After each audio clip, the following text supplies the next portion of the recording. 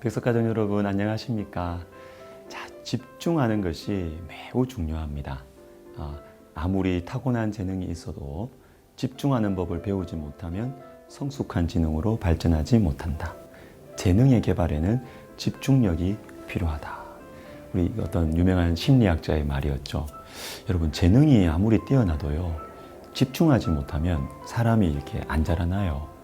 그리고 천부적인 재능을 받아도 많은 사람들에게 영향력을 미치는 것은 이게 집중력이 있어야 가능한 것입니다.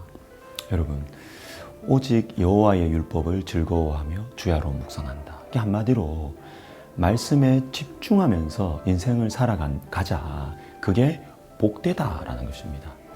여러분, 우리가 집중을 하는데 어디에 집중하느냐, 이게 중요합니다. 악인들의 꾀, 죄인들의 길, 오만한 자들의 자리, 이거 말고요, 하나님의 말씀에 집중하며 살아갑시다. 여러분은 지금 어디에 집중하고 계십니까? 말씀에 집중하면요, 내 인생 문제에 대한 답이 보여요. 말씀의 세계 속에 들어가면요, 이상하게 거기에 내 인생이 있어요. 내 아픔과 내 눈물이 있고요. 그리고 내가 어디로 가야 하는가, 그 길이 말씀 속에 있는 것입니다. 우리 암송 구절이죠. 시편 40편 7절.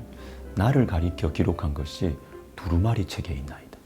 참 신기한 것은요, 성경 말씀에 집중하다 보면 다윗에게 해주신 말씀이 나에게 하시는 말씀으로 다가오는 것입니다. 그리고 베드로에게 하신 경고와 책망의 말씀이 꼭 나에게 하시는 것 같고, 모세를 위로하시는 말씀이 내 마음을 위로하는 것 같습니다. 왜요? 하나님 말씀이기 때문에. 여러분, 하나님의 말씀 성경은요, 역사책이 아닙니다. 또 한 시대, 또 두 시대에만 유행하는 철학책도 아니에요. 모든 시대, 모든 사람, 이 성경에 집중하는 모든 사람에게, 또 각자에게 말씀하시는 영원하신 하나님의 말씀이에요. 사랑하는 백석가족 여러분, 성경에 집중해 보십시오. 성경에 집중하시면 그 안에 답이 있고요, 성경 속에 들어가서 사시면 길이 보여요. 문제에 집중해봐요. 현실에 집중해봐요. 답 없습니다. 그러나 성경에 집중하면, 하나님께 집중하면 답이 있고 길이 보이는 것입니다. 특별히 통독과 큐티가 생활화돼야 돼요.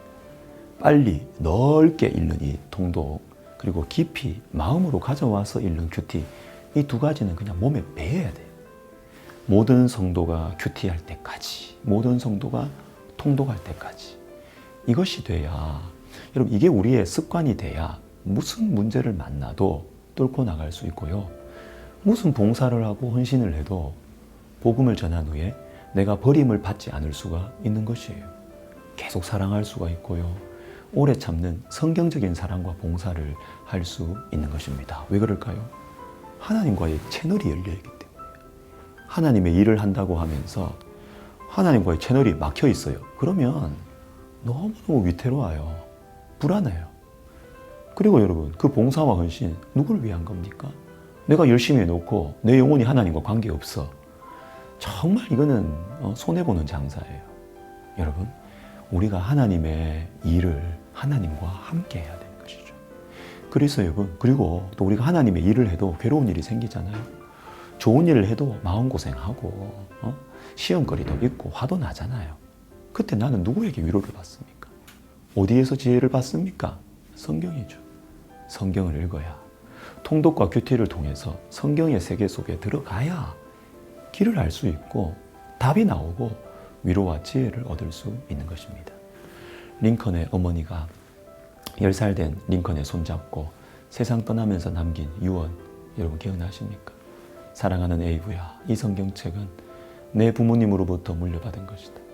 내가 여러 번 읽어서 많이 낡았지만 우리 집안의 값진 보물이란다.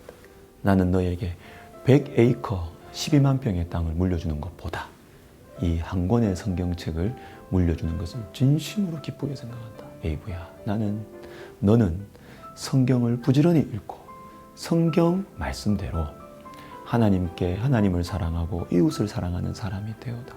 이것이 나의 마지막 부탁이다. 약속할 수 있겠니?